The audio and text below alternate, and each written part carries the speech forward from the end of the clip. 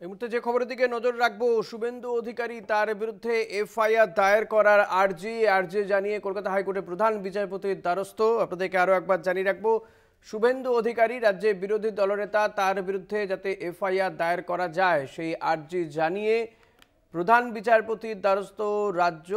মামলা দায়েরের অনুমতি আদালতের মঙ্গলবার শুনানির সম্ভাবনা রয়েছে বলে জানা যাচ্ছে।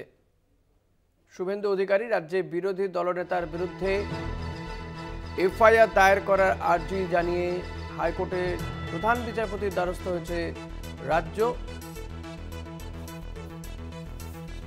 এবং যেটা জানা যাচ্ছে যে মামলা দায়েরের অনুমতি দেওয়া হয়েছে মঙ্গলবার যে মামলার শুনানি। রাজ্যে বিরোধী দলনেতা শুভেন্দু অধিকারী তার বিরুদ্ধে যাতে এফআইআর দায়ের করা যায় সেই আর্জি জানিয়ে হাইকোর্টের প্রধান বিচারপতির দ্বারস্থ হয়েছিল রাজ্য এবং মামলা দায়েরের ইতিমধ্যেই অনুমতি মিলেছে। মামলার শুনানি মঙ্গলবার।